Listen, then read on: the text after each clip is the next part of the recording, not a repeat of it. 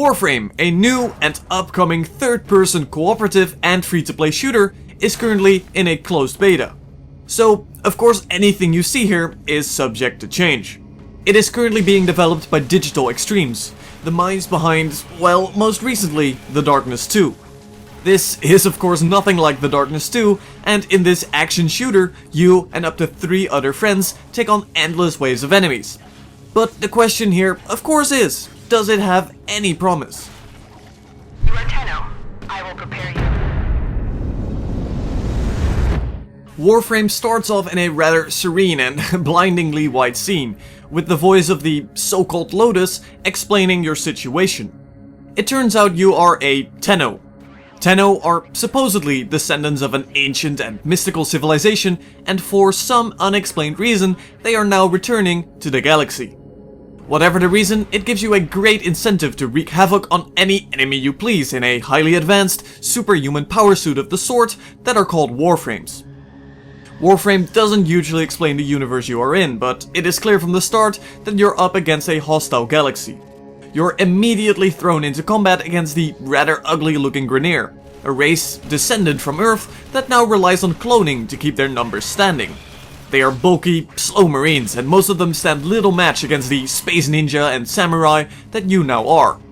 Every so often you get taunted in the galaxy map by one of your upcoming adversaries, and throughout it all you tend to run into one of 3 enemy types.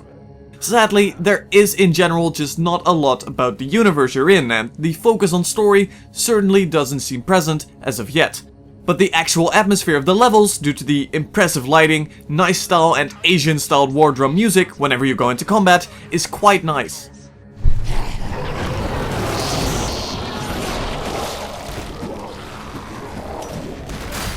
Warframe is of course a third-person game, and it offers a decent mix of melee, ranged, and ability usage, giving you bits of RPG elements here and there.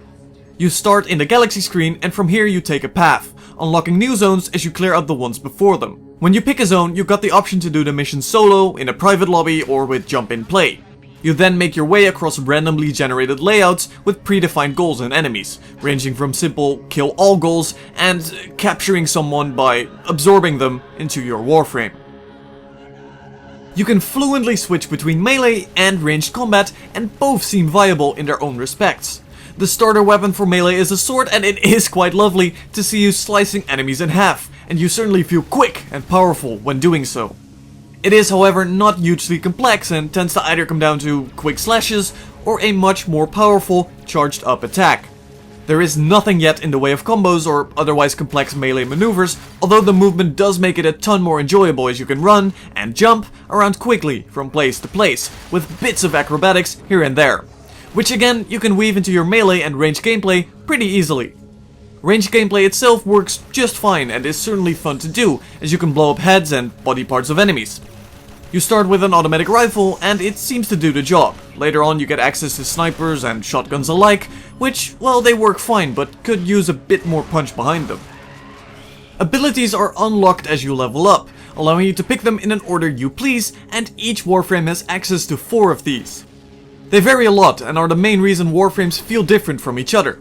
If you pick the Volt Warframe, you'll run around placing electric cover and are predominantly shocking every enemy you see. If instead you opt to go with the Excalibur Warframe, you're more focused on melee combat and can do close-range blinding attacks or quick slashing charges that cut your enemies in half. They work well and are quite important for tougher fights, which can be a bit of an issue as there is no passive energy recovery. Instead, you must keep your attention on the blue and red orbs that drop off enemies. The blue ones give you energy and the red ones reward you with health recovery. Sadly, these are shared by team members, so if you're dying for some energy and your melee friend in front of you is closer to the orb, you'll have to wait some more. All in all, the gameplay works well, it's fast and visceral, the abilities feel varied, and it is the driving force behind playing the game. When it comes to enemy variety, you have of course the earlier mentioned Grineer, who tend to stick to ranged play, utilizing cover and ballistic weaponry with the occasional chainsaw madman here and there. Then there's the Corpus, who are very fond of trapping you with energy beams and turrets, utilizing a lot of shields and more advanced plasma weaponry and robotics. And finally, there's a faction that is even less explained than the other two, and that is the Infection. These abominations tend to rush towards you, explode in your face, and, well, generally just redecorate the areas in a really lovely fashion.